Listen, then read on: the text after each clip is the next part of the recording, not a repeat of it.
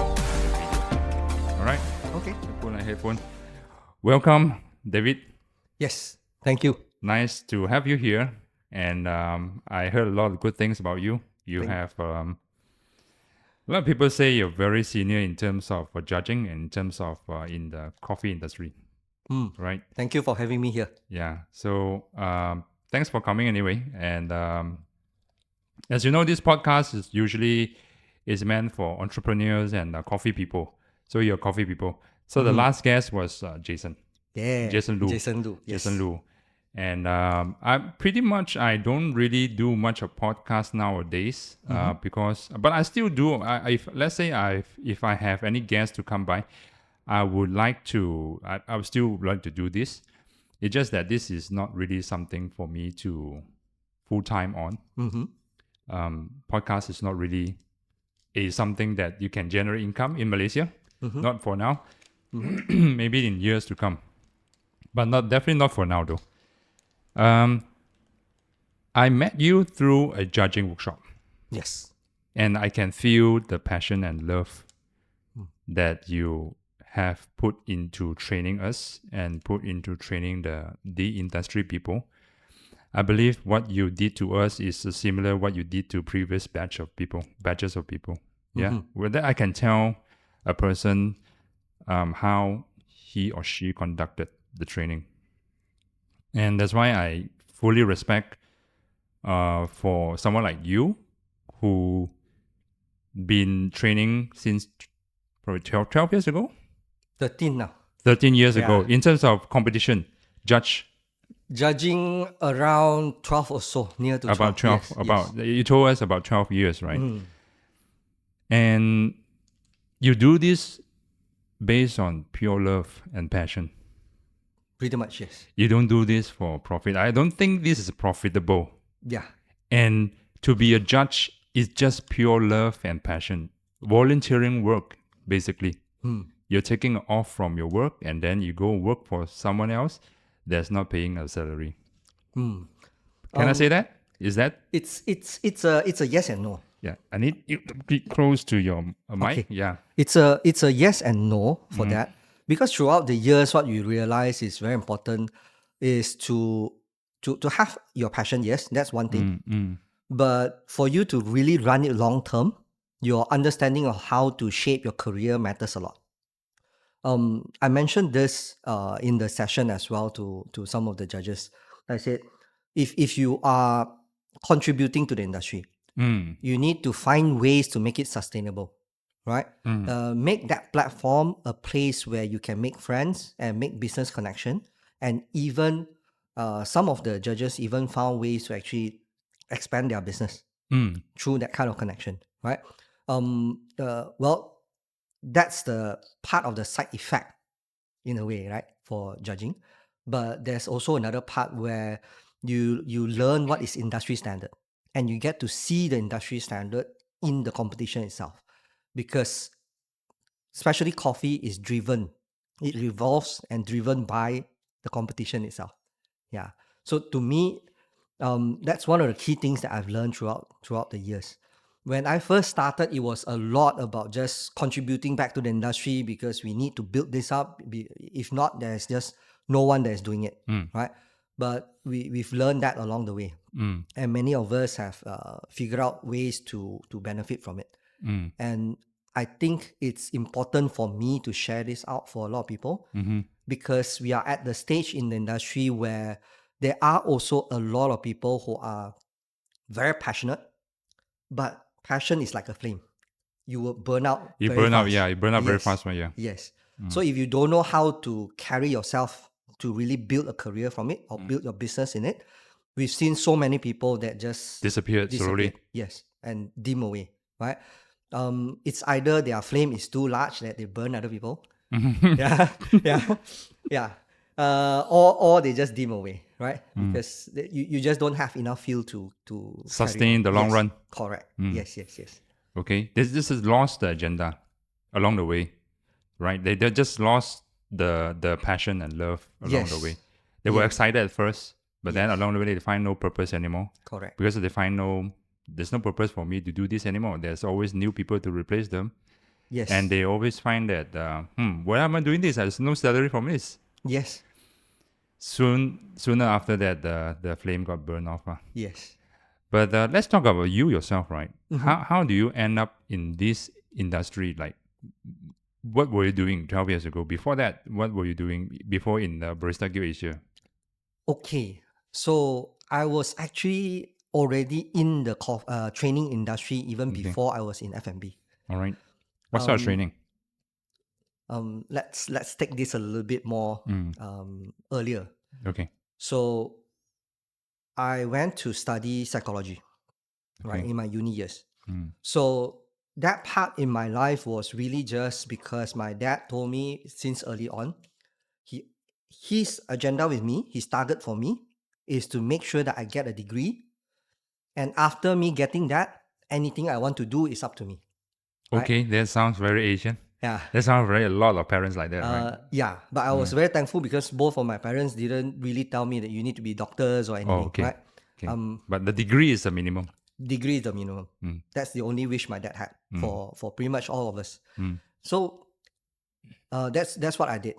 So I took a subject that to me it was quite interesting, but it was wide enough that I can go into any field and still make good use of it, right?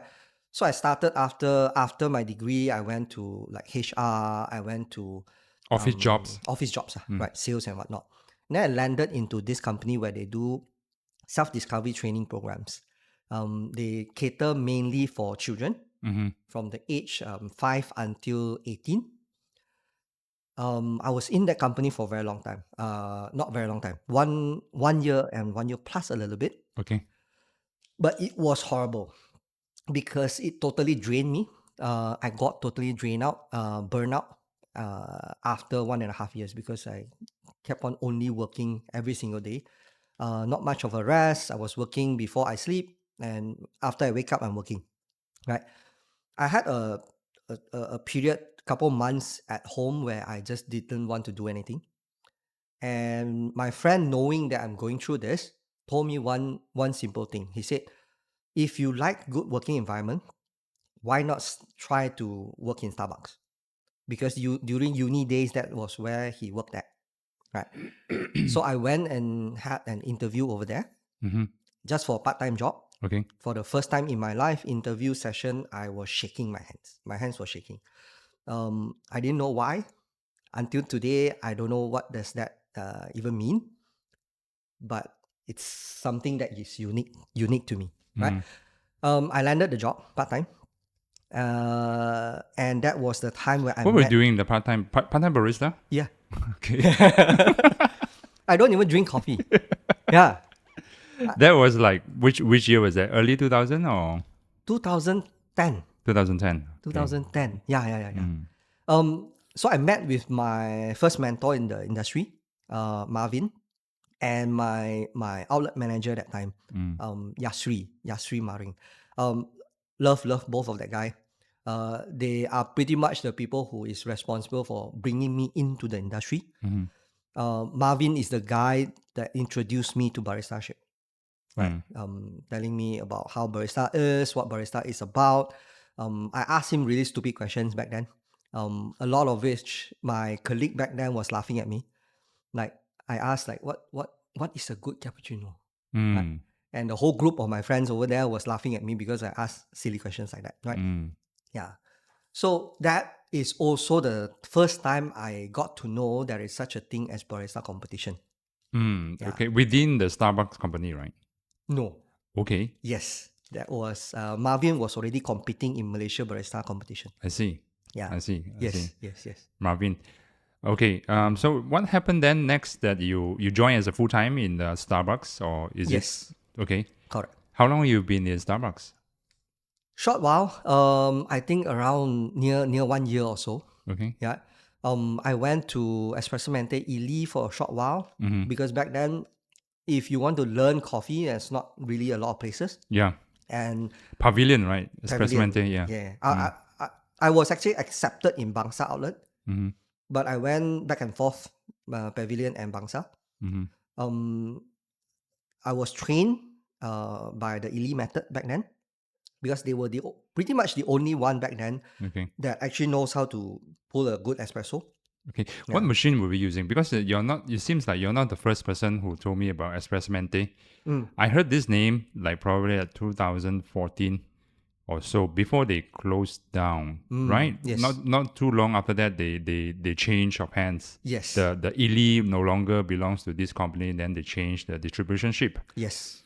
So what machine were they using at the time in Pavilion? It was a Mazoko. Lamazogo. Yes. Yes. Yes. Linear. 3 group linear. Yes. Okay. Yes. All right. Well, Starbucks was using that. So When I went there, they were also using the same machine. Yeah. So I can tell that right now Pavilion still have Ili Cafe, but it's Yes. not that the cafe that you used to work at, right? It's not Yes. the same premise, it's not the same management, it's not the same cafe. Correct. Correct. They had a change of hands already. Yeah. Yeah. Okay. So what happened then? After that, you changed from Espresso Mente, then you move along to. How do you involve in training then?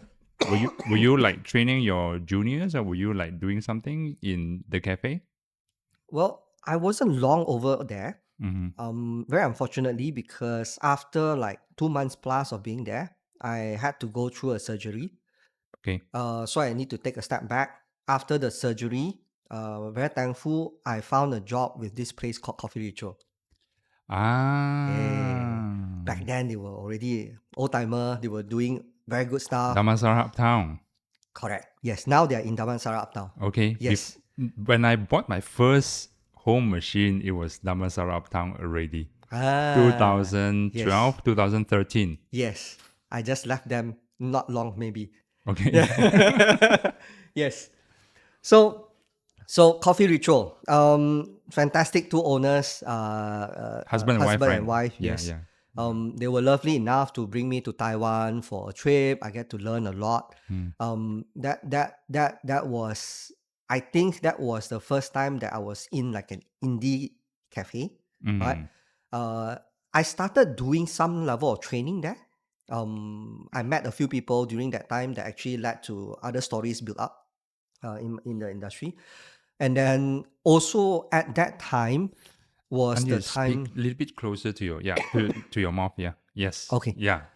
Also at that time was the time where Daniel came to me, Okay. dropped me a text, told me about what he wanted to do, right? Before that, wasn't BGA yet. Yeah, Okay. none. Yeah. BGA means Barista Guild Asia, for you to know. Yes. Yeah. Okay. Yeah. So I was there. I was doing some level of training because they were starting to supply machine. Coffee rituals. Yes. Okay. Because they transitioned from a cafe to a supplier back then. Yeah. They wanted to change the entire thing, and then eventually they did, right? I was the head barista back then. I was posting about like the this week is the peak of the coffee, and then please come over if you want to taste the most flavorful coffee and whatnot. And In apparently, Facebook? yeah. Okay. Apparently, it got caught by Daniel. Not many people understand that back then. And only a handful of really hardcore coffee players and operators know that. When he came to me and talked to me, one thing that stood out to him and that he mentioned to me was because of that. Because customers were going around apparently, and a few names was mentioned, and my name was one of them. And very thankful because of word of mouth that he got to know my name. Yeah. So that's when he asked me out, and we sat down in 8-ounce 8 ounce in garden. Mid Valley. Mid Valley. God, Yes, that's correct. old school, man. Yeah. Was that 8 ounce espresso lab, right? At the time? That was 8-ounce back then. Okay. When we first started, Daniel was still when he first approached me, it was still about Espresso Lab Okay. because he wanted to start a coffee academy with Espresso Lab. Yes. Right. That's the what I first heard, time yeah. we meet. Yeah. Yeah. And then so But then the 8 ounce Mid Valley, yes. that time, Yes. was it 8 ounce or was it espresso lab? That outlet? 8 ounce. 8 ounce. Yes, Already yes. 8 ounce. Yeah. Okay. Yeah. The first owner was one of our students, right? One of Daniel's direct student. We love working with him. Yeah, fantastic guy. Yeah. Okay. So he sat me down, told me his dream about what he wants to do. By the end of the session, he asked me, well, what is it that, what are you feeling? Right? Because I wasn't responding a lot. I was just listening to what he's saying. I told him I'm shaking. My hands are shaking. Second time my hands were shaking in the industry. Because to me, that was something that was needed in the industry. Because no one is really giving out a very good training sessions. Okay. It's really hard to get. And I think there's yeah. I think when I wanted to learn coffee, right?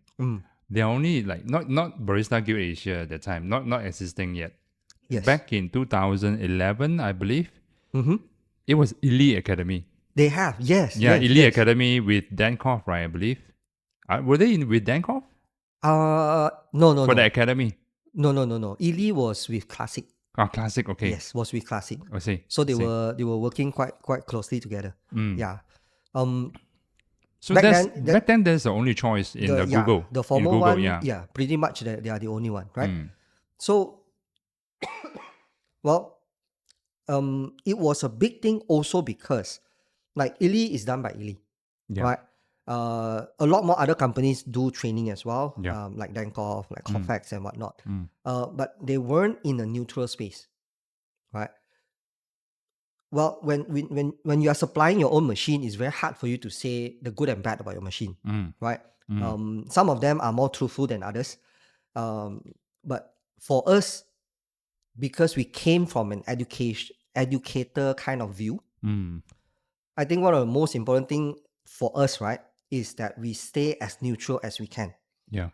And as good as their training can be, to us, to come into the industry being the neutral people, it will have that impact to consumers. Because then we can really tell consumer and get them to really believe in what we say, right? And we don't need to convince them of our integrity. Yeah. It was very important because the industry was still in the stage where a lot of people is trying to keep a lot of secrets. Yeah. Yeah, this is what I heard also. Yes. This is exactly same with the sommeliers in the wine industry. Yes. A lot of bastards. They were saying a lot of bastards in the industry. Yes.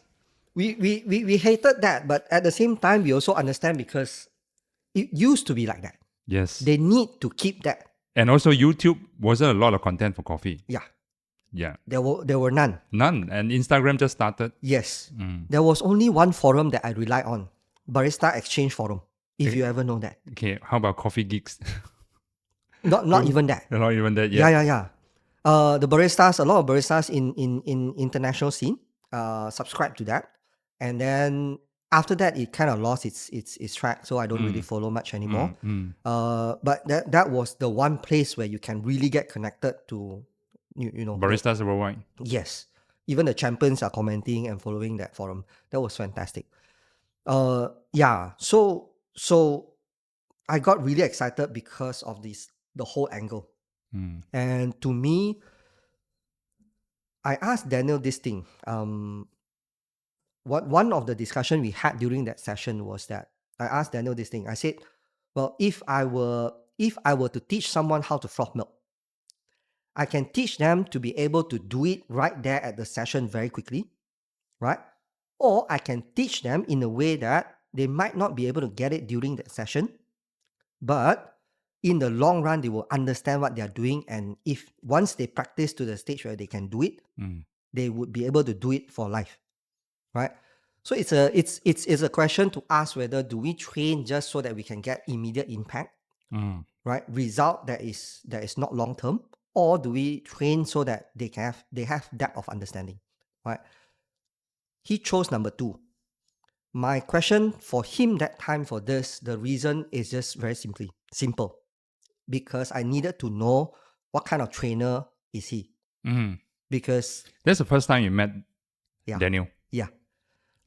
He has been in the HR consulting business for past 20 years back then. Okay. Right? He knows what he's doing. Me being a very young chap, I don't really know how to phrase my question even, right? But I kind of know, I kind of just throw out those questions just to understand where he's coming from. Because to me, that alignment is super important. And I've always told people this from day one until now. I've been in BGA with Daniel all this while through thick and thin to a lot of issues, drama, and whatnot. But I'm still in here because I know what he's doing and how he's doing it. And it's aligned with this core value. We are providing education, right? And quality education. Yeah. So that's how BGA started. Back in 2012. Yes. Unfortunately, in between, before I joined them, Daniel had a breakout with Espresso Lab. Yeah, that's what I heard as well. Yes. When I joined, it's about that time. When I joined Espresso Lab, it's about that time. So I heard some story from Joshua, not telling me, but telling the client, asking him. Joshua Liu. So they didn't see eye to eye. They wanted to do something else with both Leong and... they have different direction. Yes. Leong and Joshua. Correct. So he came out, and then that's where he asked me if I'm more keen to joining Espresso Lab or joining this. I said my conversation was with you, and what you wanted to do was what I believe in. So that's where we started. Okay. Yeah. All right. Yep. That's how you became a trainer. Yes. Okay. So I joined him as a lead trainer for a start. It started off a team of how many people back then? Just me and him. Just two of you conducted training? Yes. Okay. So he pretty much handled all the theory part and me the practical. Yes. Yeah. Wow. Okay. Yeah. All right. Well, what about right now? Currently, how many the team BGA is team of how many person right now? We have 5 of us. We have Zake, Yang, Wei Pin, Yilin, and me. Okay. Yeah. Okay. So cool. So what about along these 12 years, right? What do you think the training has been different from back then, 2012 and until 2025? What do you think the main difference of people who attending your course and the way you teach back then with 2012 versus 2025? What do you think is different right now? Well, in terms of syllabus, the past 10 years, we've seen a lot of changes, growth for especially coffee industry, right? Even the combination of SCAE and SCAA has created a new module by itself, right? I even needed to retake my barista professional AST. Yes. Not my AST, just my professional. Yes. Barista skill. Yes, correct. Because the previous one not organized. Yes, correct. Yeah. The syllabus has grown throughout the years. But the focus point for the entire market, I think, has also matured a lot. Matured in what way? Matured in a way that the current scene, right? If you notice, a lot more people focus on the business rather than just the passion of coffee. Yeah. And I think it's a very healthy growth, because throughout the years, when we started with the third wave, right, it's all about passion. People that is passionate will argue with us about barista should only be stuck behind the bar, only making coffee, and they don't want to serve customer. They want to hide behind the machine, right? And then they will have this 50 grooming steps until they can make one cup of coffee to stand out, right? Which is ridiculous. But that was the scene back then, right? And then we have this creation of all these superstar barista that thinks the world of themselves, and customers are stupid. You come in, you don't know how to drink my coffee, then you're bad, right? Yeah. We went through those kind of phases, right? For the good and for the bad. And then after that, we get to the phase where we get more people studying coffee in a more scientific manner and understanding coffee in a much different perspective, right? Now we are entering. I think we should already be entering. Most of us should be entering the fifth stage where specialty coffee should look more boutique-like, should be more focused on business, sustaining the business, and not just a passion in Coffee. Yeah, not just R&D, right? Because everyone need to cari makan. Yes. Doesn't make sense. In order to help people, you have to help yourself first. Exactly, right? And I'm very glad because I'm having this kind of discussion with the coffee chains, Okay. right? The coffee chains. They understand this because the business matters to them now, right? And they are getting a different range of baristas into their platform that some understand this better than others, right? And there are clients that I work with that need us to address this kind of issue. And at this stage of where we are, right, as an academy and a consultant, we are dealing with baristas in this manner from the HR perspective to get barista to understand their career path. How can they contribute into the company that they are working in? How can they grow their career? How can they expand what they understand from joining? What is the purpose of joining a competition to what is the purpose of you working in a company? Are you able to pull more customer into the business and whatnot, right? What does popularity means to you as a coffee professional, right? To find a good place for them to understand all this, right? So in terms of training, we remain pretty much similar to what we did since the first. Because our module, we don't just train people for coffee. We incorporate things like P&L understanding, basic understanding of P&L, where do you find profit from, layout of a cafe. We include things like machine, water science, milk science, all this to make sure that anyone that comes through our professional class, you literally stepping out as a coffee professional. You have all the essentials to be one, right? So that hasn't changed since day one. Only thing we changed is a 3-day program to a 4-day program. Yeah. Okay. So like your current training, right? Now, how did you evolve from training baristas and then into training judges? Yes. And I'm very curious about this question. The next question. Yeah. The day we went for latte art judging workshop, right? Yes. Probably like 8 hours. Yeah. Then I saw Not next enough, day. right? Then the next day, I saw you guys having brewing judges, right? Yes. Correct. Probably like 20 of them. Yeah. How come such a big difference? Yeah. What does the market response telling you? And first of all, how come you involved from training baristas workshop, training for coffee classes, then involved in training judges? So how do you like get involved from there? Yes. Okay. What's the transition? Yes. Yeah, of So- course you're still conducting classes for coffee, right? Yes. Yes. Yes. But then also, how come you have this idea of training judges? So BGA has always existed and done things in a way that we look at what is happening in the industry, what is required to build the industry further, right? What is lacking? What does most people that we can see need the most, right? So, for example, the start of MSCA, we knew that this is extremely crucial for the coffee industry. MSCA means Malaysia Specialty Coffee Association. Correct. Yes. So that's a license holder for SCA in Malaysia.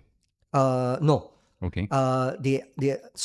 So in a world coffee competition, Yes. for specialty coffee competition, Yes. it is governed by the WCC, Okay. right?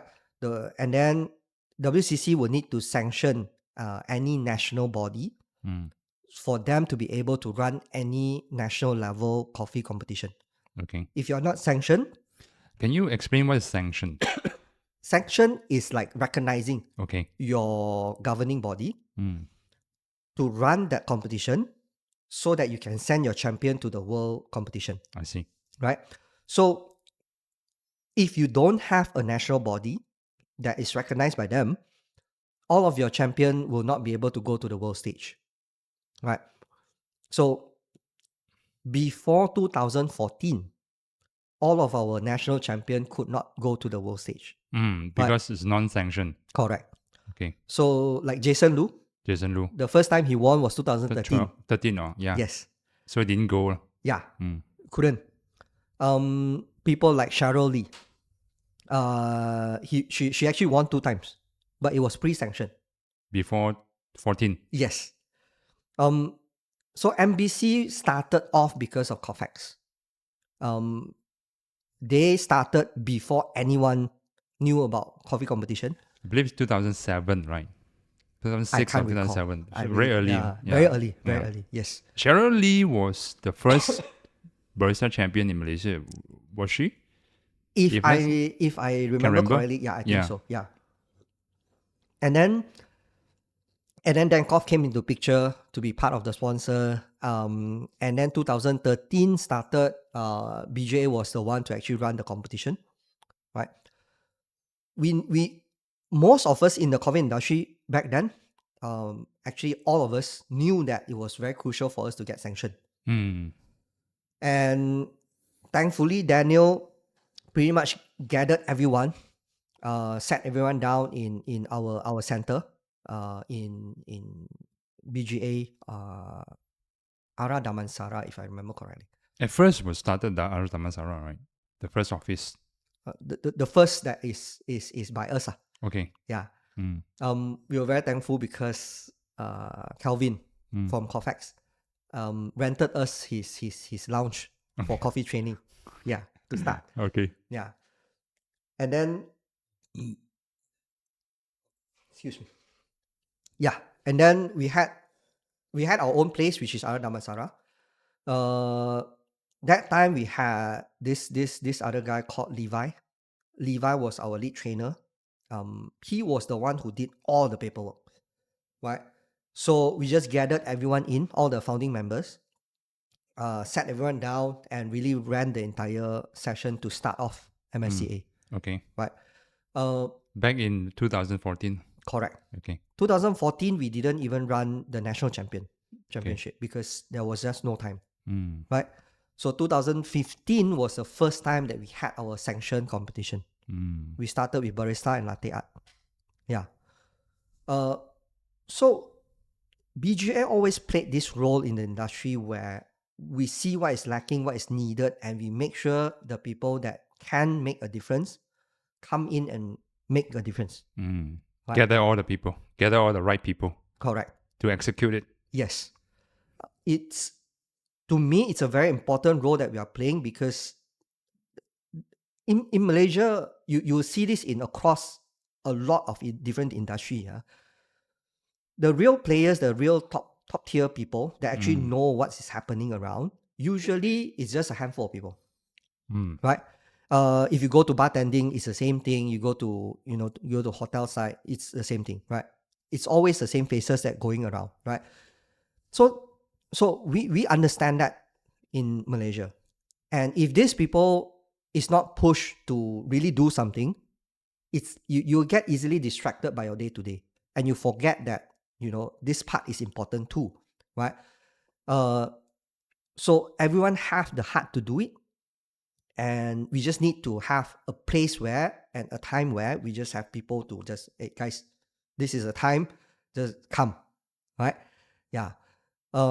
So we've kind of always played that part, I think, at least in my memory and what I believe we always have been doing to get people to come and do it, right? Another good example I like to share is vocational barista module. Our vocational barista in Malaysia don't have a module back then. Mama actually have one. People can actually get certified to be a mama. Okay. Yeah. There's an association for the mama. I believe there is, right? I'm not sure about that. Okay. But they have module for Mama to actually get certified. For Right? Mama to run Mama store, Yeah. If Mama they want restaurant. to, yes. Yeah. But coffee don't have. So we played the role to actually create the module for the government. Right? We don't make money from all this. Right? When we ran the national competition, we even closed down pretty much the whole month of our center, not doing any business to run the sessions. Because to us this is extremely important. If we don't do it, no one has the capacity to do it. And us being neutral and us being a coffee place, right? It's different than other businesses where they run things like cafes and all those other businesses. Yeah. So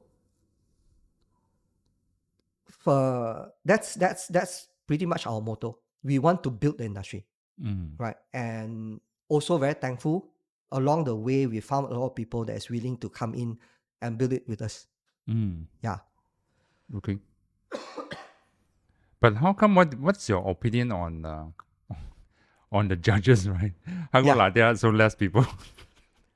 And then The past 2 years has for been the like that. for 2-3 for years. for the Yeah. brewing competition judges, then the full pack and the barista judges, right? It's like full pack as well. Like you mentioned, right? It's like 20 over people to the judges who attend your judges workshop for barista, and also there are a lot of people who attended Bruce Championship judges, and probably 20 over people. But what's your opinion on how come latte art is like probably like 8 of us, or then 6 or 8 of us? If you compare the century for barista, it's not that many also. Okay. There will be more people in interest that will be interested in sensory for barista than visual for latte art. Because most of the more active people that would want to participate in judging are still people who are more sensory driven, because especially coffee ultimately is about quality Taste. of taste, right? I think that would be the main reason, right?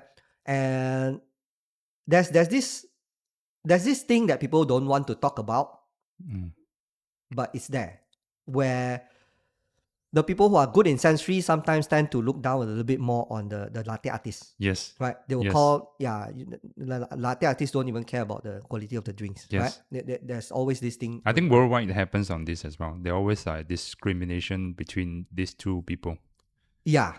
in terms of latte art, and then also in terms of brewers or the barista champions. Yeah. Yeah. And I think the more latte art focused latte artists, baristas have proven themselves to be, to have a crowd by themselves, right? Yes. To be able to really make an impact in the industry in a different way, right?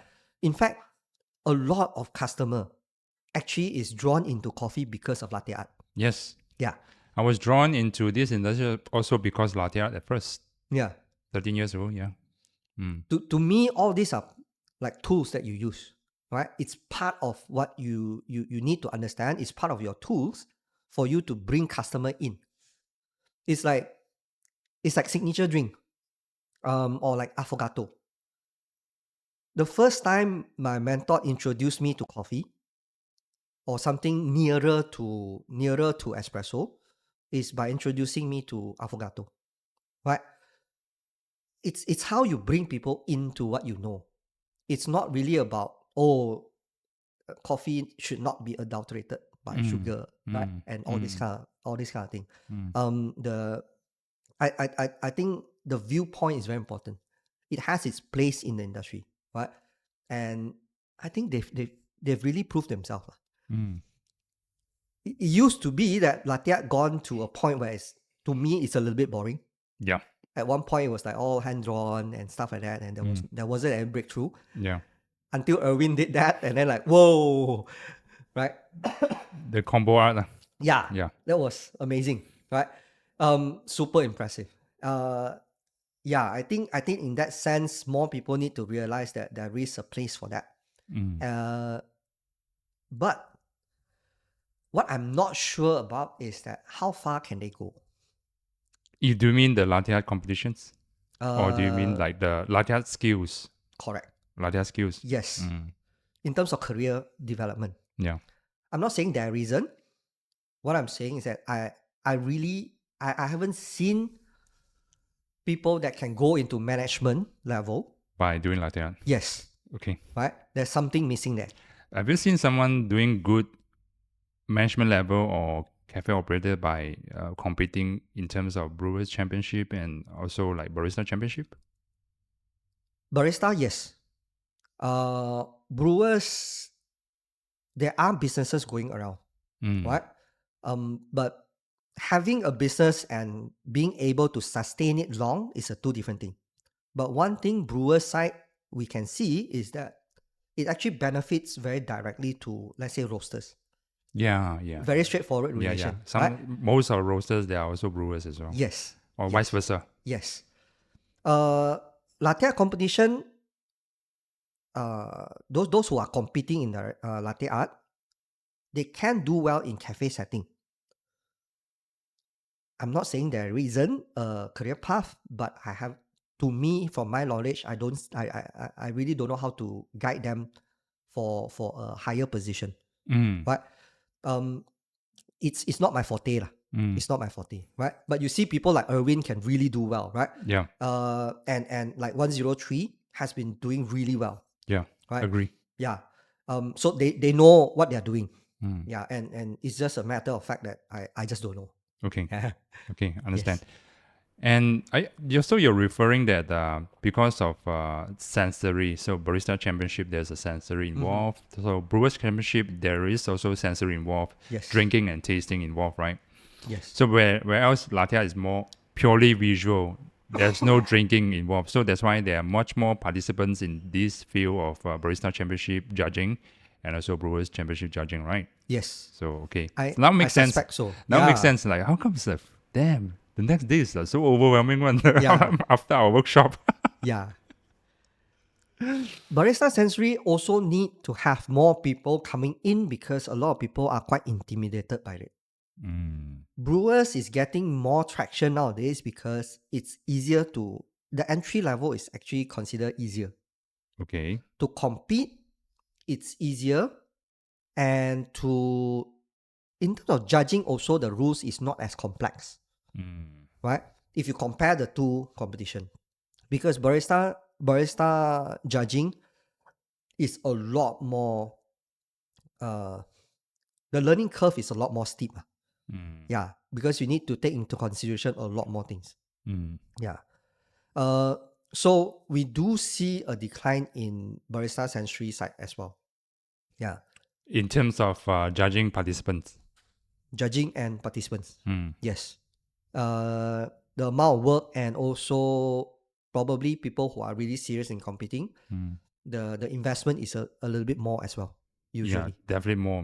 Need more Yeah. tools and need more R&D in terms of taste and coffee beans, right? Yes. And materials as well. Correct. More higher cost. Yes. Yes. Okay. Yes. That makes sense. Yes. Yeah. I think that leads to MOC, right? Why we created Malaysia Open Championship. Mm.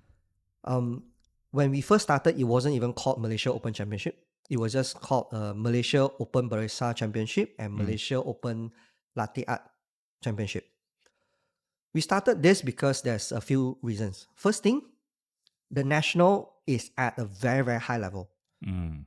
Our champions and our top tier competitor is amazing, right? They can hold their place in the international level. Mm.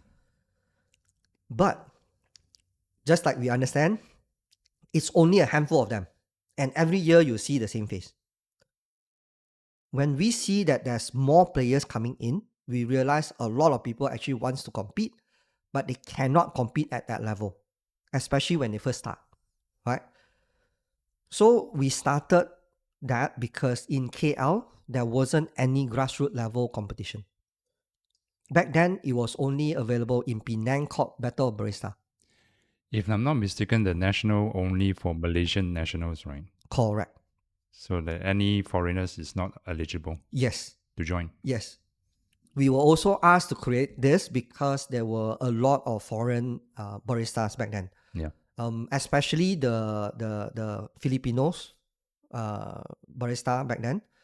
There was a lot of them, and they are really good in their latte art, right? In fact, they are good. They are really great baristas overall, right? Unfortunately, they didn't join. They can't join. They can't join, but after we created the Open, they didn't come and join. Okay. Yeah. They were thought that also for nationals. Also for Malaysian nationals. We didn't get a chance to really ask them why, because after we ran, I think a few times, COVID happened, and that changed the whole ballgame, Okay. right? But we created that because of these two reasons, because there was a lacking in terms of a place for people to compete at the grassroots level, entry level competition, and there were a big community of barista workforce that did not get a chance to participate. Yeah. And we stopped the competition during COVID. And when we restart, it was with a new team of in BGA, in Barista Guild Asia. And resume competition in 2022? 23. 23. Yes. Yang was the one who actually started the name MOC to make it like the Open Championship. Okay. Right? So remember this, it's a grassroots competition. This is one level below the national. We cannot shout this enough. We keep on telling people this is a grassroots. Penang has one. We need one in Klang Valley. Right? Unfortunately, there are still people who don't understand this and think that we are either diluting the national or we are going against the national and whatnot. I say this again and again to people. We are not. It's a platform for more people to have opportunity to compete and practice before they go for the national. Because the national is serious stuff. You cannot go and have your first time over there. Right? Need some experience first beforehand. Yes. You So just cannot compete. You were saying grassroots, that means also you mentioned before during the judges workshop, right? MOC cannot accept people who compete with national and top 6, right? If you are in top 6 in national, previous year, if you are ever a top 6, so they we don't take you. cannot accept anymore. Yeah. We have that rule. We literally kick people out. Yeah. Because what's the point? We created this because we want you to get the experience. If you're a seasoned competitor, please don't come back. Right? Come back contribute in other ways, coach someone else or do something else, right? It needs to have a flow, right? So for us, it's not about taking away the limelight of national, because the national needs to focus on that level, at the top tier level, right? To me, sometimes they don't see the bigger picture of the community. There's a lot of people that actually wants to enter, but is unable. Yeah. What is for national? What is the criteria to enter?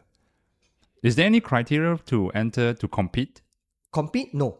Judging, yes. Okay, judging, yes. But then, so basically, MOC is trying to encourage new faces to join the competition. Correct. To gain experience, yes, gain confidence, so they can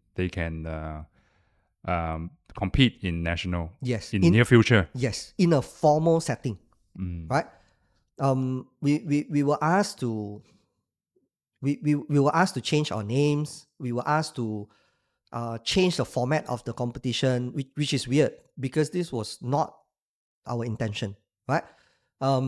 We were asked to change the format of the competition. Doesn't make sense to us because we need it to be formal so that people get the actual formal competition, the full routine, so that when they go to the national, they are doing the same thing. They understand the same thing, right?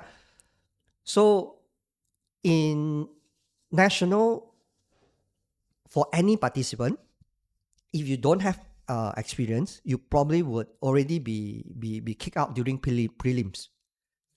You don't get to do the full thing because it's just too many participants, right? So you don't get to do the full thing. You go to prelim, you try out, and then you will fail. And you cannot improve because you are not doing the full thing. You don't see the full picture. So that means non-season will be kicked out immediately because of lack of experience. Yeah, right? So a lot of technical stuff, the participants would not, would say not really know well. Yes. In all these technical parts, right? Yes. Right? So that's the competitor side. Now the judging circle, a lot of the current judges that is doing very well, right? Came from competitor background, right? Some of them I trained them before. Some of them they had other mentors, right? They have access to all this kind of information, right? They have access to people who has the know-how. Sorry, just reject the call. Yeah, no problem. So, that's where the judging workshop comes in, yeah? Because for the past 2 years of us running MOC, when we do judges calibration, we realize that a lot of people wants to come in and judge and want to understand from the judge's perspective what is happening, right? Some of them are coaches. Some of them are just purely people that wants to volunteer, right? But in judges calibration, we can't teach them. The same as national, when you go and when you apply for national judging, right? When you go for judges calibration, they cannot afford to teach you how to judge during the calibration because it is supposed to be a calibration. Right? Just alignment. Yes. Alignment of the same objective. Yes. So you should already know your stuff and only you come and judge. But problem with that is that there's a missing link in between because a lot of people don't have access to the understanding. That's why this year starting, we split it up and we do a judges workshop and we separate that with the judges calibration. Actually, I have a lot of SA students, right? They are not baristas. They're interested in coffee. They are hobbyists. They are home brewers. Very serious about it. And if they miss this year's workshop, right, by BGA, they have to attend next year, right? They can, but are you guys going to have more frequency on conducting workshop like this? I hope we can. Yeah. But my role here, I hope that I find someone else to run this. Right? I've been doing this for a very long time.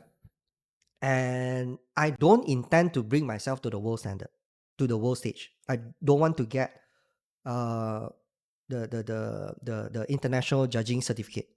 Right? I don't see myself there because I have other things that I want to focus on in my career. Right? And I know people that wants to pursue that. And I want those people to be able to come back and, contribute in a way that you run this workshop. Right? So we are literally actively looking for people that is willing to run this workshop and so that we can do it more frequent. Right? I mentioned this during the workshop as well, right? Yes, yeah, you did. Because, I can't be holding this for forever. And I don't intend to, I don't want to. I don't need to gatekeep this, right? I work with people that is actively judging in the international stage, ideally, right? Then they get the latest update, they get the best calibration. Then everyone can basically benefit from it, right?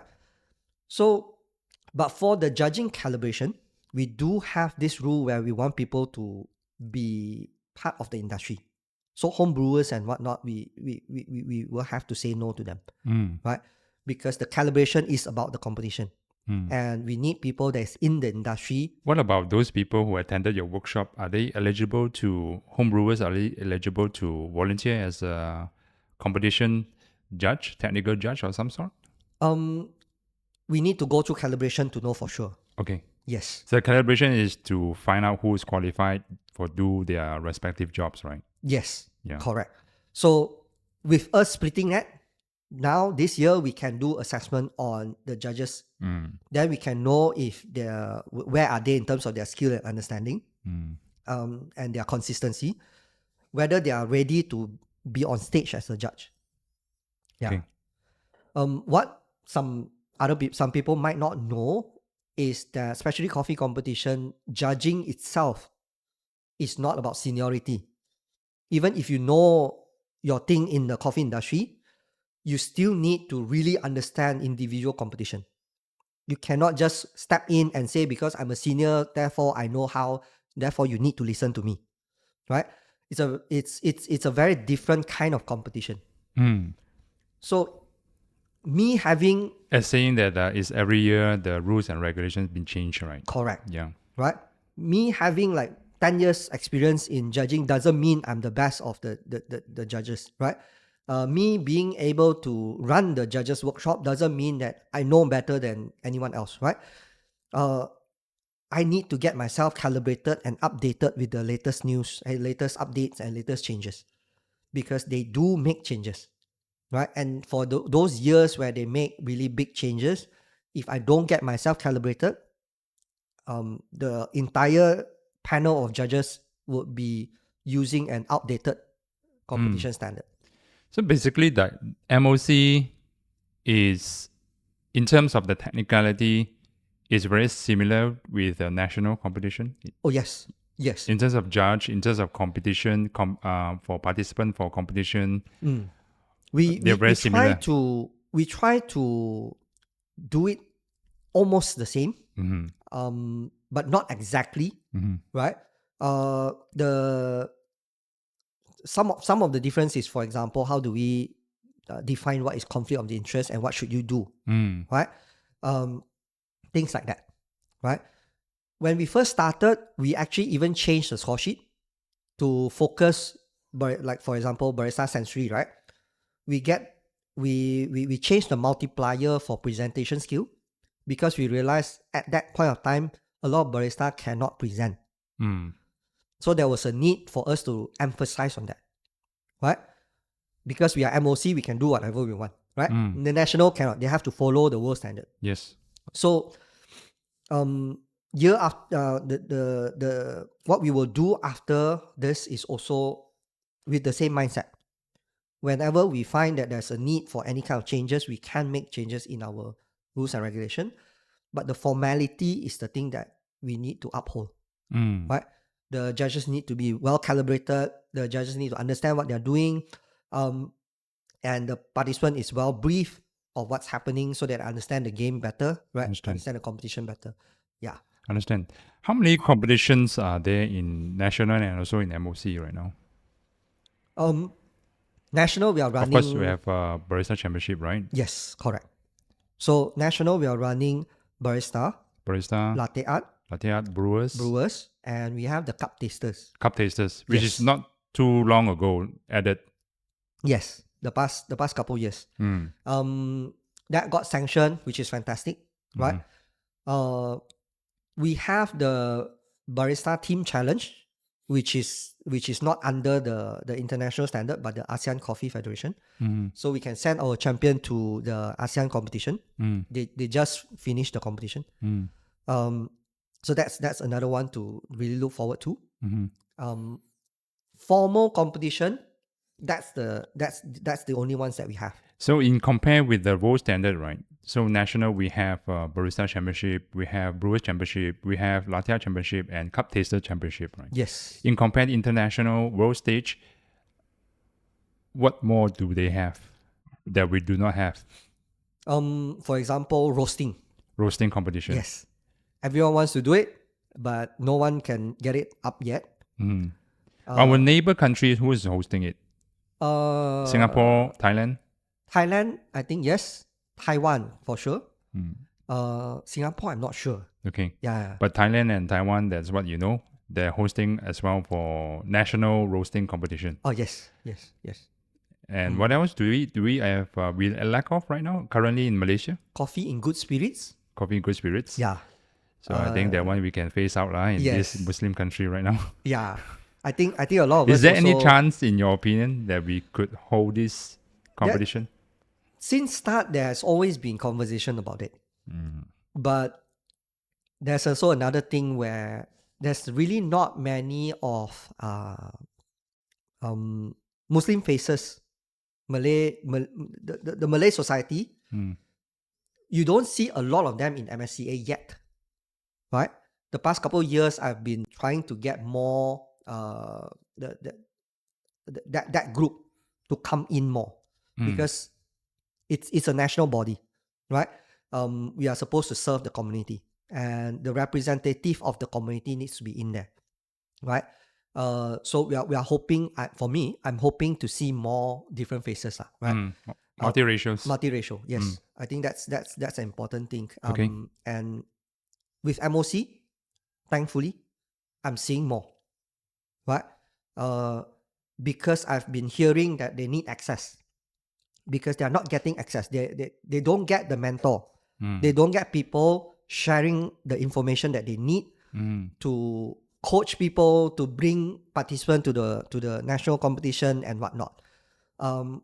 So that's why I still insist that MOC is very crucial, very important, because I see all these people that needs all this access, and this is a platform for them to gain that access, right? There's always a limitation on what the national body can do,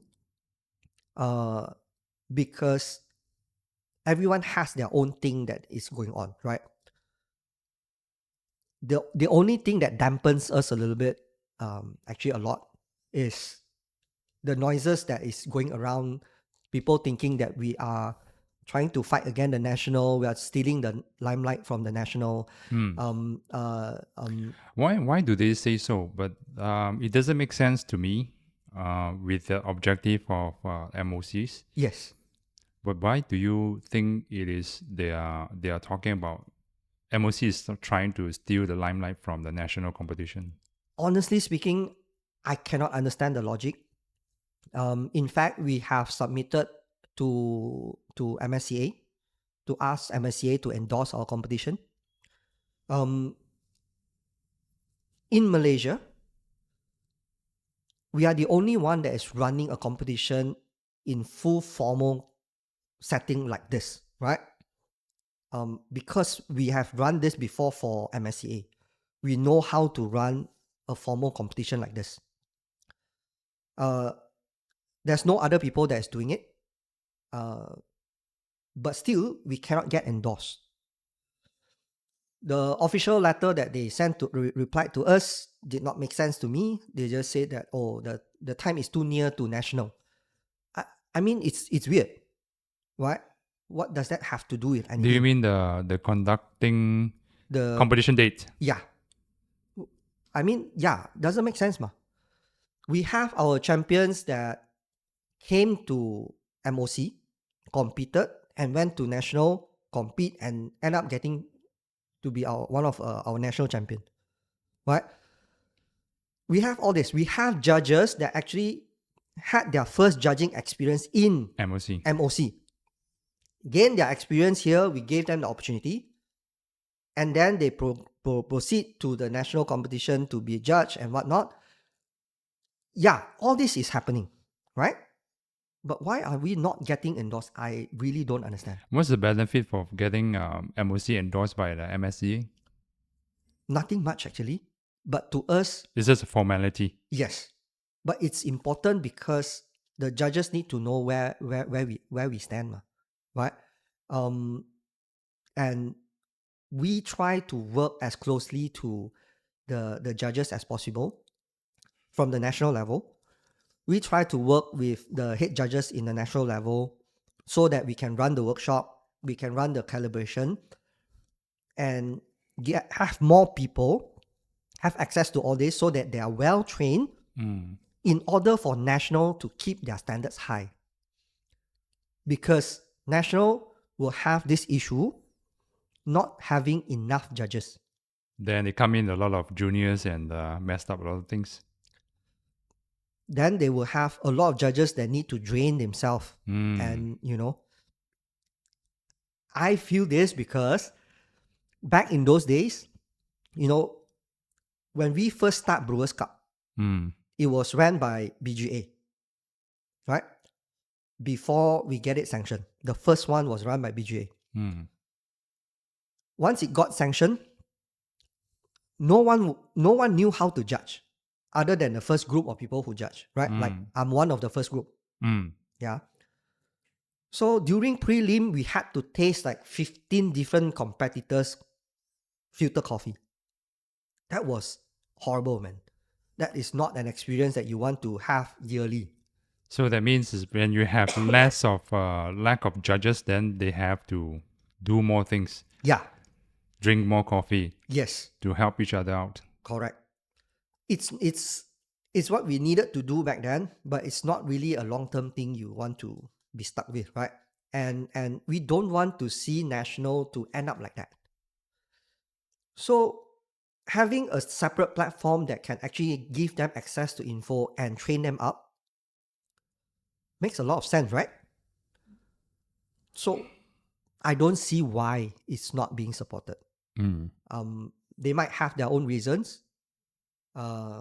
Some telling us that we should do a standalone thing, but that's not our intention, right?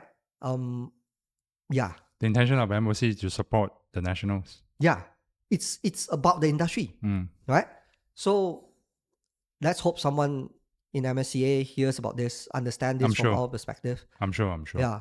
I'm sure. Yeah, we are part of the founding member. Okay. We are not here to see MSCA fail, Okay. right? We are not asking for any privilege. In fact, MSCA don't even need to do anything. It's just, oh yeah, we recognize you as doing your thing. Because MSCA also endorse other latte art competitions and jams and whatnot, right? It's we don't need money. We find our own sponsors. We work with, everything is so that we can build this. Right? Yeah. Okay. Understand on that. Coming back to the world stage of competition, right? Just now we were mentioning. So are we talking about the only two competitions lack of in Malaysia? It's roasting and coffee in good spirits. One more is Ibrik. Oh, Ibrik. Yeah. Oh man, yeah. Yes. Sazvik. Yeah. Sazvik, right? Yes. So it's so-called layman term is called Turkish coffee, but it's Yes. not from Turkey. Yes. Yeah. I don't think we will have that though. Okay. Yeah. So world stage have Ibrik. Yes. Okay. Quite interesting. Yeah. That's interesting. And you can brew specialty coffee with Ibrik. Yes. Yeah. Yes. I have a friend in Thailand who does make a living from it. Yes. Who roast very light roast coffee, and then they use they use a Turkish coffee, and then they filter out from V60 the end result, so the customer do not drink the coffee ground. Oh. Yeah. Get the full experience. Yes, they do have both. I mean, they have both as well. But then most of the locals in Thai, right, they not enjoying these ideas. Though it's not. This idea was taken from when my Thai friend, shout out to him, Shalo Baba, was taken from South Korea. So when he got inspired, when he went into a very trendy coffee shop that they don't serve espresso base or e-brick. Awesome. And then he thought it was taste bad, but then after that he ordered, tastes very bright and nice. Yeah. Then he found out that because there's no coffee ground in it, they roast it very light roast and specialty grade coffee, stuff like that. Yeah. So then he brought this idea back into Thailand, Bangkok. Yeah. Nice. I like Bangkok scene. Yeah, so we are in Malaysia. We lack of 3 competitions. Yeah. In your opinion, is there any chance for coffee in good spirits happening? We'll see. For now, what about roasting? Roasting by hook or by crook, someone need to make it work. We are trying to at least kickstart something on our end for MOC. But then again, we don't hope to set up something before the national body does it. But if we get the opportunity, let's see how. Right? I'm not saying we will not do it if we get the opportunity, because yeah, Sponsor is the main concern, right, for roasting machine, yes, and also environment. yes, You were saying that in the workshop. You were saying that the sponsor and environment is the main concern. yes, Environment, as in roasting, you have a lot of smoke. correct. So you cannot just do it in, like, places like KLCC. If you do it, then your ventilation, your exhaust, all this need to be taken care of, right? And sponsor need to bring in machines for you to use. They use, then after that they have to sell it off as used unit. Correct. That's the main concern. Yes. So it's not an easy thing to get into. Is there a lot of coffee roaster principles in Malaysia? Not a lot. The past couple years, we've seen a lot more, thankfully. So yeah, I think you judge in one, right? Kopi Panggang, right? No, I did not. Oh no, It wasn't me. It wasn't me. Okay, Yeah, ask Coffee that was Panggang. It's in Penang, right? Was it in Penang? I'm not sure. Just very near only, Yeah, like probably like 4 months ago, 3 months ago. Yeah, That's the only one. yeah. That's the only one. Yeah. A few people that I know is judging over there. But that's a separate thing. But to in discuss. your opinion, why there are not so much of coffee roasting machine distributor or principal in Malaysia? Is it because of Malaysian market is not as big as Thailand or Indonesia or I sure Taiwan? hope that's not the case. We are seeing a lot more micro roasters. Yes, right? home roasters. Home roasters, micro roasters. So I'm hoping that also means that when we do a competition, we can have those level of Yeah, to start machine off. to start off. Yeah, Yeah, we don't need the huge one, the big players to come in, because we don't have enough big players, right? Not yet, at least. So to compete. Yes, and to sponsor. Yes, Yeah. it's different that they are doing that as a production and to Yes. compete the different people. Yes, yes. So let's hope after this air out, someone will contact me. For sure. Yeah, yeah. We tell this to a lot of people. We want to do it. We want to do it. And I think I saw in Thailand, one of the accounts in Instagram, Thailand is very active in conducting a roasting competition with bullet. I saw like eight or 7 or 6 machines sitting side by side. All the roasters are there to roast individually for a competition like that. Yeah. A lot of our roaster need to go to Taiwan or Australia for their roasting competition. Yes. Yeah, to compete, right? Yes. I think Taiwan is quite frequent in this, in terms of a lot of mini competition and non-national, national and mini some other principal sponsored event, roasting competition events in Taiwan is quite frequent. Yes. But not other country that I heard of beside Taiwan. Yeah, as far as I know, Taiwan is the most. So a lot of sponsors are there, like Stronghold also sponsor there. Yeah. Yeah, ProBat also sponsor there. The other one would just be, I think, is Australia. Yeah, Australia. Yeah, but Australia, I think it's about sending the beans over, not really competing on ground. Okay, so that means send the end product. I think so. Roasted. Yeah, don't quote me on that. Yeah, as far as I know, that's the case. Yeah. There's some local competition also conducted by some of local traders. I also send beans one. So I heard it's not that fair. A lot of people are saying that because you do not know what is the graph.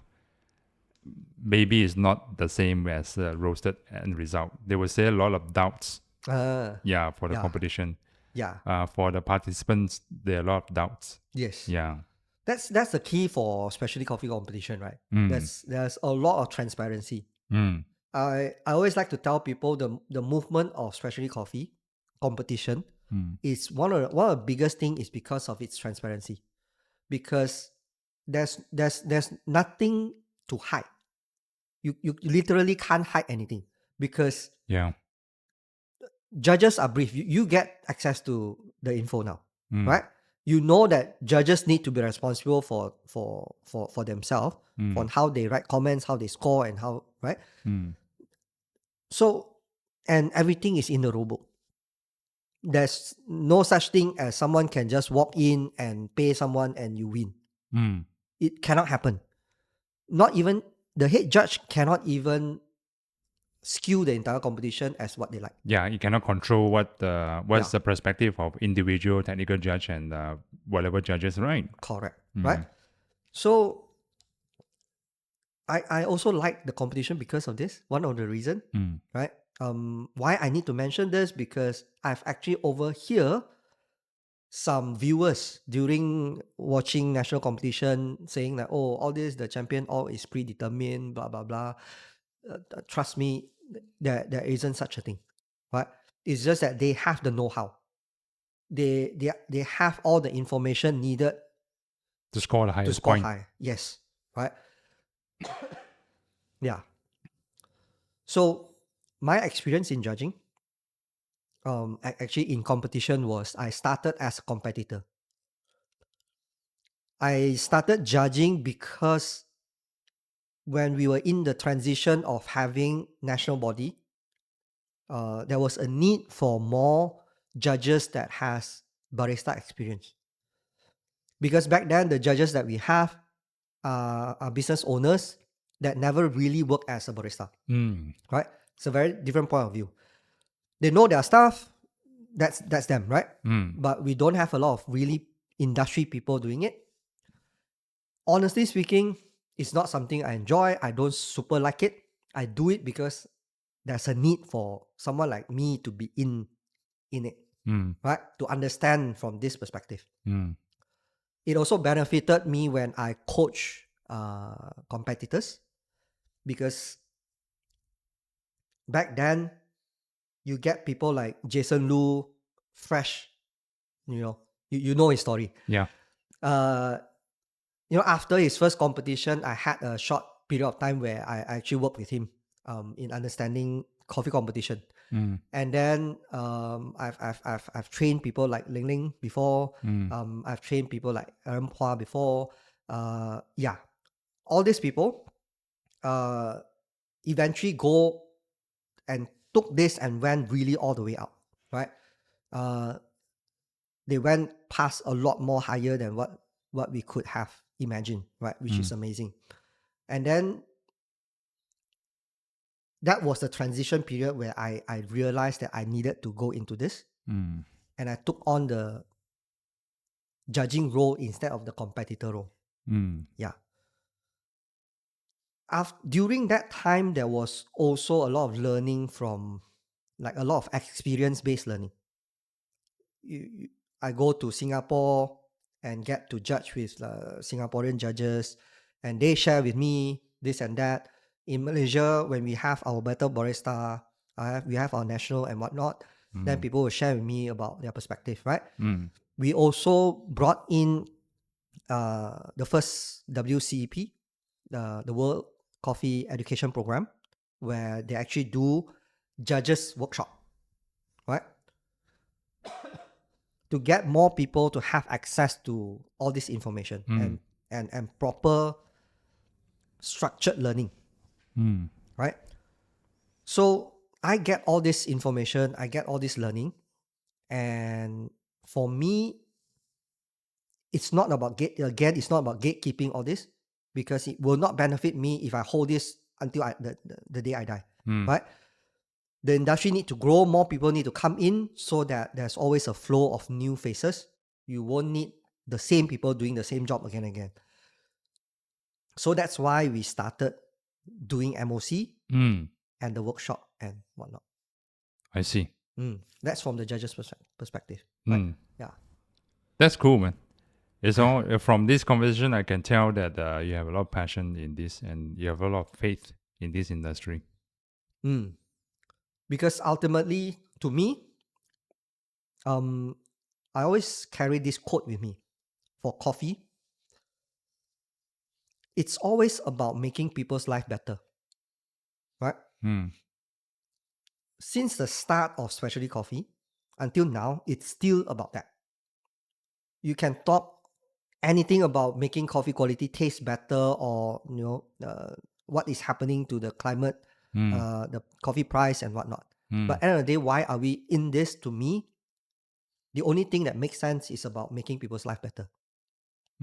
Right? This goes from the farmer to the barista to the consumer. Right? Why do you want to have better coffee? Because you can get healthier by drinking coffee that is of higher quality. You don't need to add sugar and whatnot. Right? Why do you need to understand coffee better? Because when you understand what you are buying, you appreciate it more, first thing, and you understand the price that you are paying. Right? You won't get cheated. Right? Because there are a lot of coffee players out there that is selling people things that is not true. Yes. Right? This Agree. will continue to happen. This kind of businesses will not die off anytime soon. And it's definitely beneficial for people who are buying coffee to understand this. Right? So I view my place in the industry from day one until now. Whether I look myself from the perspective of being a barista or a coffee professional by itself. Yeah. Okay. Now, what do you think in next 5 years in this industry? What do you think that would impact as a judge, right? Because as you mentioned, there are a lot of different things been happening for the past 1 decade, right? Yes. The person, I think this one Jason Lu also mentioned this before. When he started, right, he just brought a bag of beans from red bean bag. Yeah. We also got from supplier. Yes. And so you got the champion from that. Yes. Right now, it's no longer that kind of game. Yes. Last year is no longer that kind of game. So he has spent a lot of money in terms of R&D. He have to source the partner with the right roaster, source the right beans in order to compete. Where do you see in next 5 years, in years to come? I think Will there be any changes in terms of the rules and regulation? Are we going to, because according to a lot of cafe owners that I talked to, in order to send a barista to go and compete Barista Championship, it costs them a bomb right now. yes. And yeah. it's more like financial game right now. Please tell them if they come for MOC to compete, please do not buy expensive coffee. Okay. That's not the purpose of MOC, right?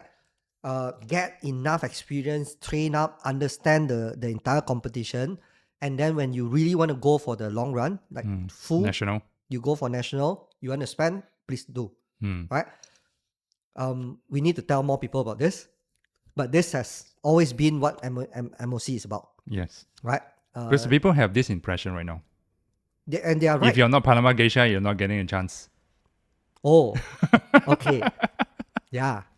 That's what I'm trying to tell you. Yeah. If there's no Panama Geisha, it's not about geisha, whatever varietal, right? If it's not geisha, Not really. it's very hard. It's very hard. It's harder, but it's very hard not to really. get through. Yeah.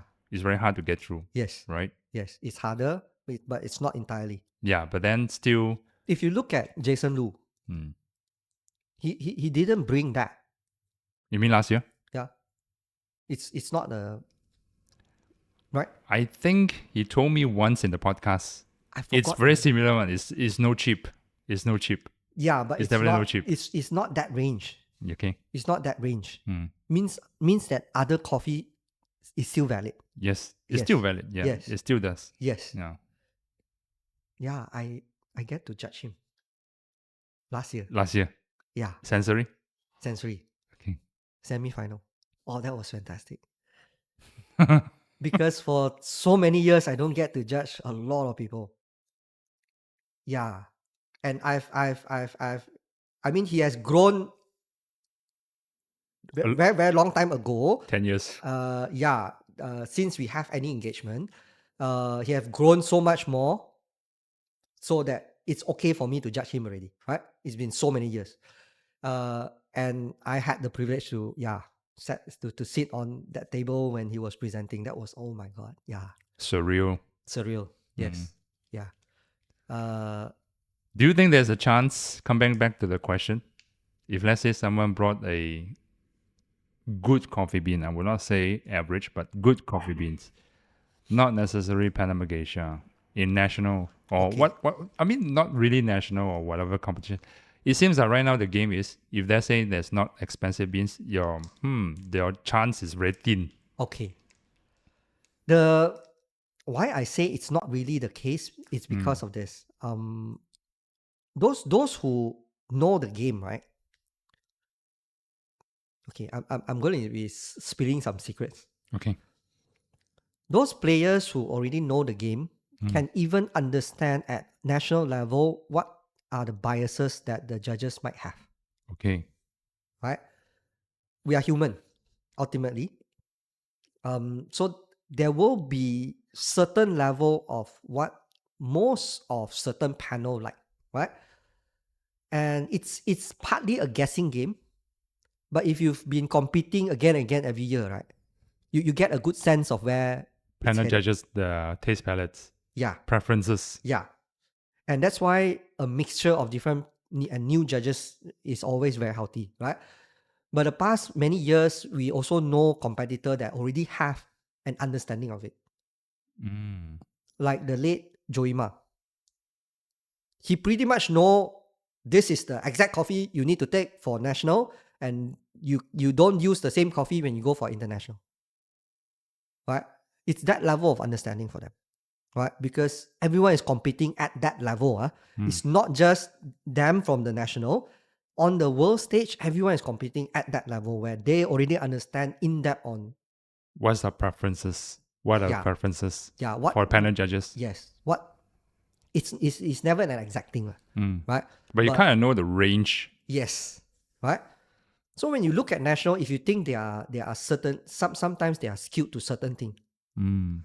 This year is like that. Maybe next year will be different. You might not know for sure, right?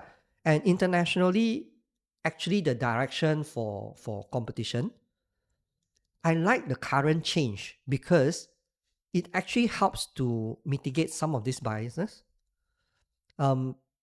Because nowadays head judge is not supposed to change the score for, well, back then we are not supposed to also. It's just that now it's even more emphasized, right? Now also we are at the stage where we are a lot more mature in understanding different background, different cultural background will lead to different scoring and experiences, right? It's more important for you to be able to tell what you experience compared to, are you tasting the same thing as me? Are you putting down the same taste note as me? Right? Like 10 years ago when we first started, it was a lot more about that. Although it's not really intentionally. Right? Yeah. So it's a very healthy growth. But that also puts into this perspective about cultural differences. When we get a lot more Asian countries winning the competition and going up the stage and joining the national or the international stage, there might come a time where it's a lot more skewed towards Asian palates or even African palate in the future. We don't know, right? So in terms of taste or coffee quality that is up the stage, year to year, it has always Changes. have the change. Yes. Will there be any chance in near future that the organizers will distribute partner roasters? So that means the participants only use these supplied roasted beans. That is for compulsory. For For brewers, compulsory. Okay. Yeah, that's important. But I don't see how For the barista, not in new. barista and open service for Brewers Cup, I don't see how that can benefit the industry. my spirit would be very, very dampened if that happens. Mm. Because farmers won't get recognized. Get to be introduced. Yes. Right? Mm. Then really whoever has money would be able to, right? It's a money game again. Yeah. Too much of that. Too much of that. For the main sponsors. Yeah. The current national also, like for example, milk sponsor, right? Milk sponsor for our Malaysia national level, milk sponsor would make sure that every competitor use the same milk. The international level is that they can mix their own milk. There's no... You can bring your own milk. You can bring your own milk, yes. You can even mix your milk, like alternative milk and whatnot. So on the national level, not every single national body will behave the same or set the same rule. For our Malaysia, we set it... Have a sponsor milk. Yes. There might be a change for this. Maybe this year, maybe next year, maybe, I wouldn't know. But there will be this kind of evolution, right? I see. Yes. So, yeah, in terms of the question you asked, I don't think in terms of choice of bean, we should ever go that far. Okay. Yeah. But what do you mean? Can you elaborate on the compulsory? Oh, for Brewers Cup, we have these 2 rounds. One round is compulsory service. Another round is open service. What you see competitor do on stage with the judges on stage, Open that's service. open service. Okay. Right? They get to choose their own coffee to be presented to the judges. Compulsory service is where all of the competitor get the same coffee. So which one comes first for competition? During the semi-final, they will have both rounds. Okay. So the points will be added in to see if they are eligible for final. During the final, you only do open service, but your score will be added with your compulsory previous one. Yes. So the brewers have to showcase the techniques, same beans, and then also have to showcase whatever. No showcase. The interesting part of compulsory is that judges don't know who is brewing what. Oh, okay. Yes. So, but everyone is using the same coffee. So you're talking about the submission of the end result. Yes. So they will brew on stage, right? Yeah. But judges need to hide behind and inside the room. It's a blind tasting. Blind tasting. Yeah. That's why that's very interesting one. That's a very fun one. It's been always like this, right? Yes. Yes. The first time we had Brewers Cup, that was amazing. In fact, the best coffee we had that day was not from competitor. We had one helper that brewed a coffee just for us to rinse our palate, and we had some of the best tasting calibration coffee. Yeah, that blew our mind. That was super fun. Yeah. What do you mean helper? What do you mean helper? Just want a volunteer simply to pour out the water into the coffee? Yeah. She didn't even know how to brew filter coffee. Yeah. But she was using the coffee that is used for compulsory service. Okay. Just brew however she want. Yeah. And send it to us. We just drink just to rinse our palate. After lunchtime, we need to rinse our palate and whatnot. And yeah. Before you start tasting the participants. Correct. So that gives you an idea on the kind of tasting that goes through inside judges' room for compulsory service, right? It's the same exact coffee, but the range of quality that you are getting is very, very different. Every single cup will be different. It's like you are tasting different coffee oftentimes. Yes. Even though it's same beans. Same beans. Because it's brewed differently, they can choose their own devices. They can choose their own drippers. Correct. Yes. Yeah. So that's one very fun thing for Brewers Cup. All right. Yeah. So right now we're hitting a mark in 1 hour 40 minutes. Anything else to share? I think understand very important for any listeners. Understand first thing where BGA gets very motivated in, right? Okay. Our intention. We don't have much to hide. We don't see the need to hide anything. And we do welcome people to come and contribute. As in judges? Judges, competitors as well.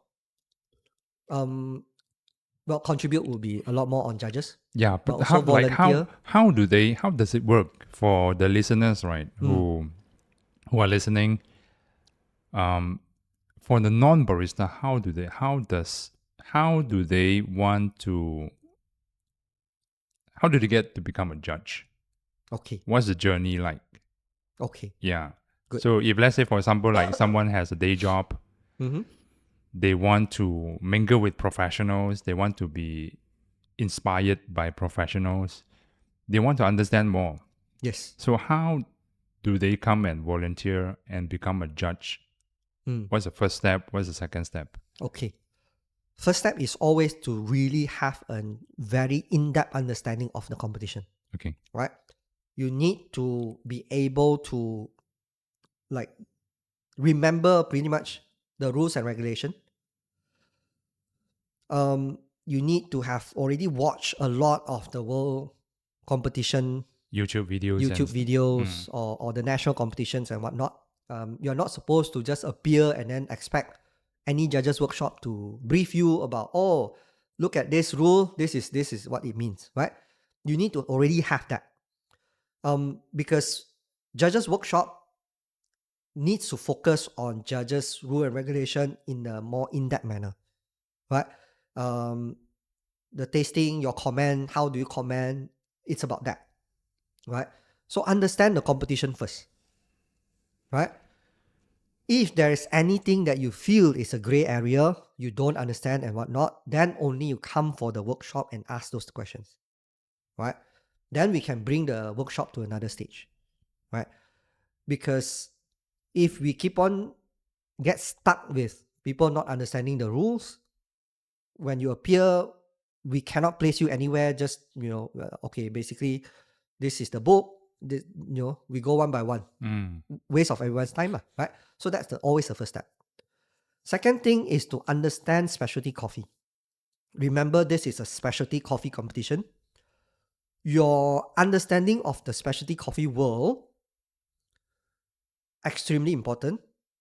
Second thing, if you are tasting enough specialty coffee, because you cannot be working in a place that daily serving commercial grade coffee and expect to suddenly jump into judging and know how to evaluate specialty coffee, right?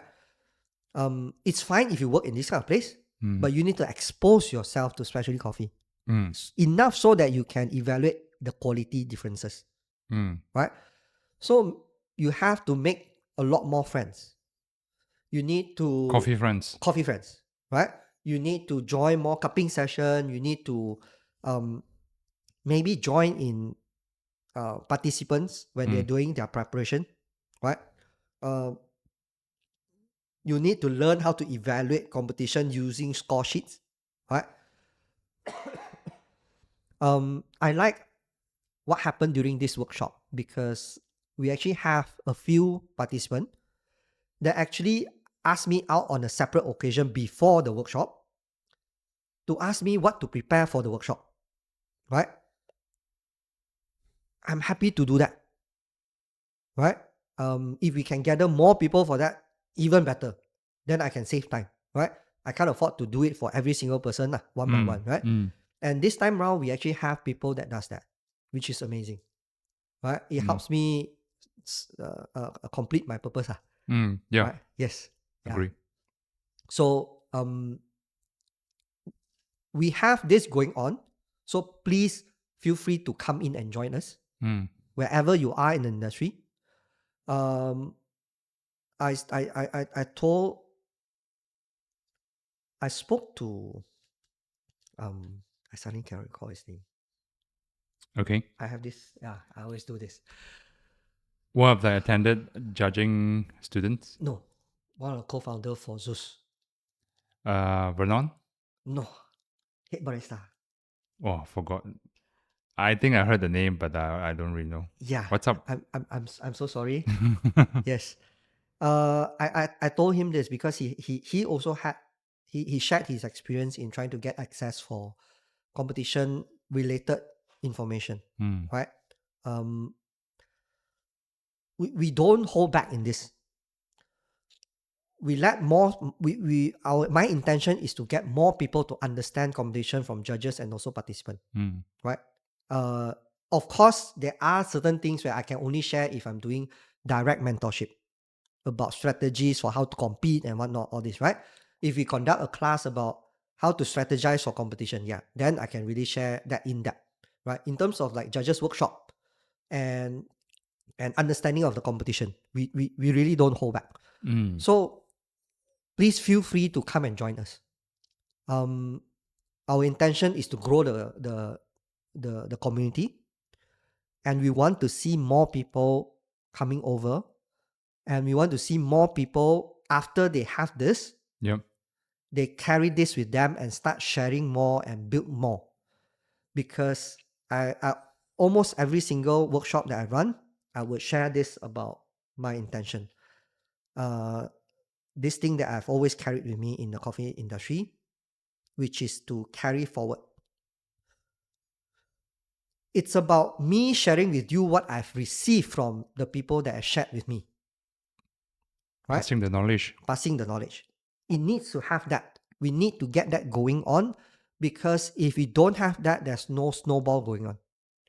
Right? To grow more and more, to grow the pie bigger. Then the judges pool will be getting smaller and smaller. Oh, yes. Right? We want it to be bigger so that at the national level, they can select and choose those who are better and better and better. Right? It's not to get stuck with those who are really good and those who are almost there. We don't want to see that to happen. Right? So our national level judges is very welcome in our neighboring countries. Because previously that was how we've operated. We give people access, right? It's a different industry now in a way, but to me this still makes a lot of sense. You don't do the same thing, you change with the industry, but you still need to let people have access to all this so that more people can contribute. Right? It's about building the community. Right? Yeah. Cool. Yes. Inspiring. Thank you. Thanks for your love and passion, man. Yeah. Shall we wrap things up? Okay. So it's been 1 hour and 50 seconds. Okay. 1 hour and 50 minutes, sorry. It's about 2 hours. Yeah. All right, let's wrap things up. Thanks for coming, David. Yes, thank you for having me. It's honored to have you here. You're such a seasoned person. Honor is always mine. Thank you. Thanks for coming. Yes, thanks. Take care, everyone. Thank you, everyone. Bye-bye. Bye-bye.